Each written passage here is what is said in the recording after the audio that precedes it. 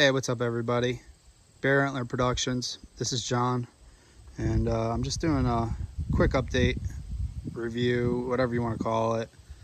Maybe a little bit of word of advice regarding the Oracle X scope. I have it mounted on a Raven 29X, and I ran into a little bit of trouble. It was my fault, but I just wanted to share this so maybe you don't fall for it, or if you have and you're questioning yourself, you can just reference back to this video.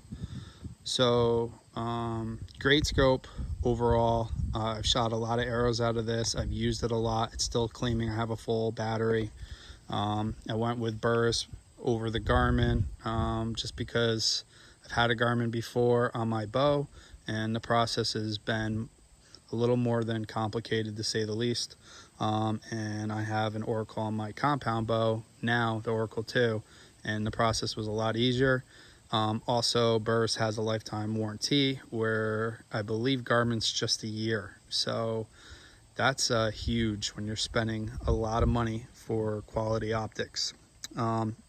So here it is, Oracle X, and I've been using this manual here, and so what I found, just to skip to everything so I'm not just blabbing and blabbing, the lock screws. So there's some set screws that you really have to be careful on when you're sighting in the 20. So there's a set screw right there, and then there's for the windage. You can see I already have the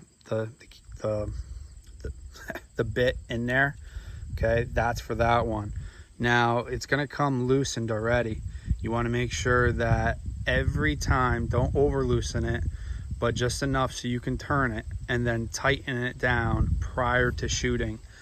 I literally went through the entire course of range and sighted it in without ever tightening that, and boy, did that backfire on me. I didn't realize how much that kept changing the sight every time it shot, you know. So that's a word of advice. The other word of advice that I would tell you that I found out, I was shooting so well, there's 4 adjustments that you can do, maybe more, or I'm sorry, 3 adjustments.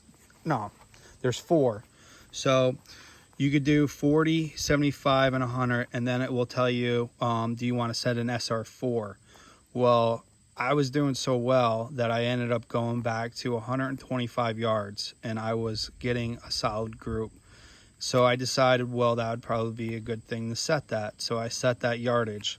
When I went back all the way up to 30 yards, it was shooting really high, and I couldn't figure out why. And I kept on trying to save it and kept on clearing it out and trying just to sight in for 30 yards. And it wouldn't do it. It wouldn't calibrate it. So I ended up contacting Burris, and I talked to their tech support, and they said that you're better off sighting in just as how it says in the instructions, the 40, 75, and 100, to get your ballistic, you know, the weight, the ballistic that your arrow's gonna go. Because if you set it at 125, it's likely that it's gonna mess up your closer range targets, and that's where you're gonna be mostly doing your shooting anyways. So he said basically clear it all out and start all over again. So that was basically the nuts of it that gave me any issues. So yeah, make sure you tighten your lock nuts after each shot. Make your adjustment. 20 yards is huge to make those tiny adjustments, and then obviously have a good rest. This is what I was using, and I was able to go all the way back. I have the spider web target that I use out of my Raven. I find that to be the best target out of any target I've ever used. And a lot of guys that are using Ravens are using that. Otherwise, you're going to have problems with your bolts blowing through. And I also have another target back there that I also can shoot at, and that's been working out well for me. So that's all I have for you guys. Okay, Oracle X, great scope, highly recommend it. I'm very pleased with it.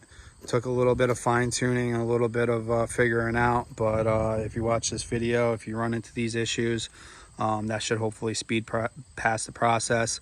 The other thing I heard is other people are saving their data when it comes to the SRs and the menu. All you got to do is click back to the left and it saves it. I don't understand why people weren't able to save that, because you can't move on to the next SR2 without clicking and moving forward when it says done. But anyways, after you get all done, you click to the right, click when you get to your 40 and you're happy with it, your 75 and then your 100, and then you go back to your menu. Once you get back to your menu, all your arrows are saved, and now you have created your ballistic chart. It's at first it seems like it's a bit much to figure out, but honestly it's not. And one other really cool, well, there's two cool things that I like to add in here. First thing, while it's on my mind, you can actually adjust your zoom. So I was just shooting at 100 yards. I was able to put it at 7. I can also go back to 4 or even 3 or 2 power, and it will not change your point of impact. All the scopes that are for crossbows, I'd say 99% of them, if you change this, you will change your arrow impact point. So that I absolutely love. Think that's a great innovation for the scope. And then the last thing I'm going to say regarding the scope is when you are sighting in, it does offer another great feature. There is a built-in level. There's a third thing I forgot to mention. It's not super sensitive like a bubble, but it's still really good. It tells you if you're canting or not.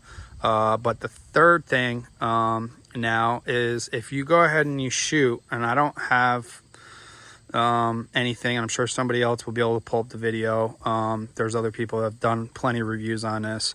But if you go ahead and you shoot the target and your point of impact, say, is here, you can go ahead, when you're sighting it in, you press the arrows down and your mark of where it was originally telling your point of impact remains there flashing. Then a solid dot goes down. So you can leave your point of impact and then literally adjust that other dot to where it is. So then your second shot should be exactly where it should be. And then you can save it. So the sighting in process is super, super easy after you get yourself locked in at 20 yards. I'm going to tell you, it took me some time to get the 20 yards in, but I also had those lock screws super loose. Once I tightened them down and just had enough space to turn the adjustments, and then I tightened it back down, it's been wonderful. So what was supposed to be a quick video on this turned into over 8 minutes, and I apologize for that. But this scope, it's really amazing. It's great. It's a little bulky, but it's well worth it. I'm actually going to put my Tacticam camera off to the side here. I got a mount on the rail here that comes off, so it's going to counterbalance that with the rangefinder on the right side. I'll have the camera on the left with Tacticam. So that's all I have for y'all. So hopefully this may help somebody. If you're just looking around considering it, absolutely. I don't think there's any other scope. I've tried a lot of different scopes, and so far this has been my favorite. And yeah, good luck, guys.